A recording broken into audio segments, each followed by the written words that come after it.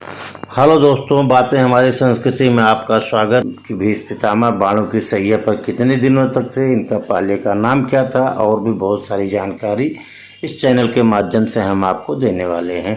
अच्छा, तो एक चीज़ ये भी है कि इस चैनल को आप चैनल के माध्यम से इस वीडियो को पूरा वीडियो देखने की कोशिश करिए और पूरा वीडियो देखिए। अगर अच्छा लगे तो चैनल को सब्सक्राइब करिए और उसमें जय श्री कृष्णा ज़रूर लिखिए।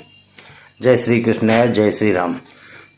तो मित्रों, अब हम चलते हैं अपने मूल प्रश्नों पर। महाभारत के युद्ध के बारे में तो सभी लोग जानते होंगे। कौरव और पांडवों के बीच कुरुक्षेत्र में युद्ध हुआ था और यह युद्ध 18 दिनों तक चला था। इस युद्ध में पहले 10 दिनों तक कौरवों की ओर से भीष्म पितामह सेनापति थे और उन्होंने अच्छी खासा युद्ध किया। 10वें दिन अर्जुन ने शिखंडी को ढाल बनाकर भीष्म पर तीरों की वर्षा कर दी और अर्जुन के तीरों से छलनी भीष्म पितामह बाणों की सैया पर आ गए। लेकिन भीष्म पितामह की मृत्यु नहीं हुई क्योंकि उन्हें इच्छा मृत्यु का वरदान प्राप्त था। अब ये मित्रों, इच्छा मृत्यु उनको कहाँ से, कौन दिया वरदान, इसके बारे में भी हम आपको बताते हैं। अपनी देह त्याग करने के लिए भीष्म पितामह ने उत्तरायण का इंतजार किया था। वो भी माघ माह की अष्टमी के दिन उन्होंने अपनी देह का त्याग किया था।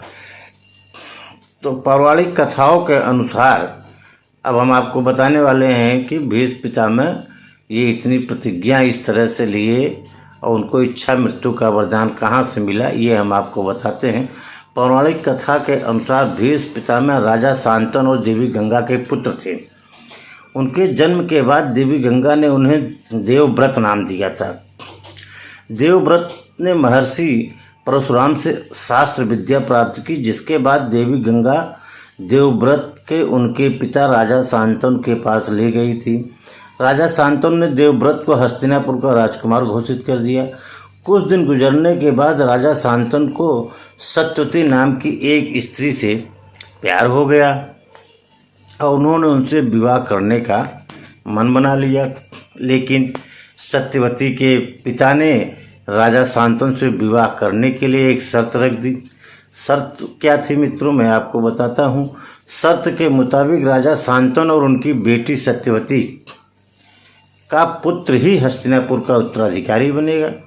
तभी वह अपनी बेटी का हाथ राजा शांतनु के हाथ में देंगे और अपने पिता पर आए इस धर्म संकट को देखते हुए देवव्रत ने पिता के लिए उन्होंने ये संकल्प ले लिया कि मैं पूरा राजपाट भी छोड़ दूंगा और आजीवन में शादी न करने का प्रण ले लिया। तभी से उनका नाम भीष्म पितामह पड़ा। भीष्म प्रण और प्रतिज्ञा के कारण ही देवव्रत का नाम बदलकर भीष्म पितामह हो गया। तो मित्रों, युद्ध के बाद अपनी मृत्यु शैया पर रहते हुए उन्होंने युधिष्ठिर को राजनीति कौशल और एक राजा के कर्तव्यों का गहन और सार्थक निर्देश दिए।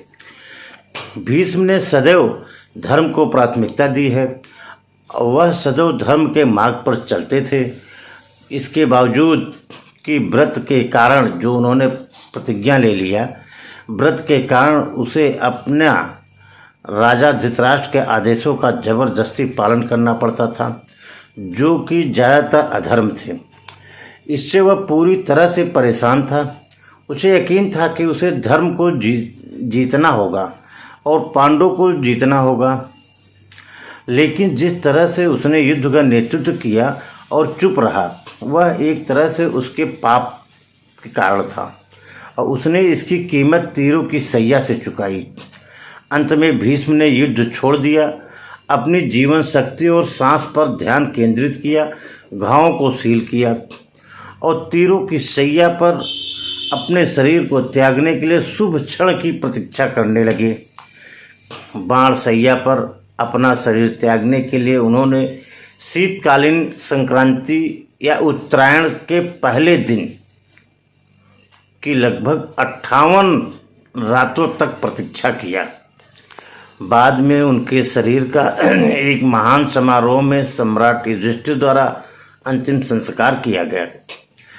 महाभारत में कहा गया है कि उनकी मृत्यु के बाद उन्हें मोक्ष प्राप्त हुआ। उन्हें मात्र लोक प्रदान किया गया, जो कि स्वर्ग से भी ऊपर माना जाता है। भीष्म पितामह माघ माह की शुक्ल अष्टमी को भीष्म पितामह की मृत्यु तिथि भी मनाई जाती है। मतलब कि माघ माह के शुक्ल अष्टमी के दिन ही उनकी मृत्यु हुई थी। इस दिन को भीष्म अष्टमी के नाम से जाना जाता है।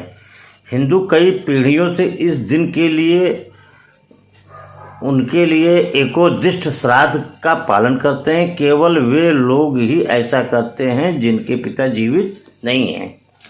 भीष्म पंचक व्रत सभी विष्णु मंदिरों में भीष्म अष्टमी से शुरू होकर के भीष्म द्वादशी तक 5 दिनों तक ये मनाया जाता है। तो मित्रों, अब सोचिए कि भीष्म पितामह कितनी बड़ी प्रतिज्ञा ले लिया उन्होंने कि पिता के कारण। तो आपको ये पता हो गया होगा कि वो कितने दिनों तक बाणों की शैया पर थे, और बाणों की शैया के बाद वो भीष्म पितामह जी इतने अच्छे थे, इतनी लंबी प्रतिज्ञा ले लिया कि कोई ले नहीं सकता। तो मित्रों, इसी के साथ अगर मेरा चैनल आपको अच्छा लगा हो, ये जानकारी अच्छी लगी हो, चैनल को सब्सक्राइब जरूर करिएगा। धन्यवाद।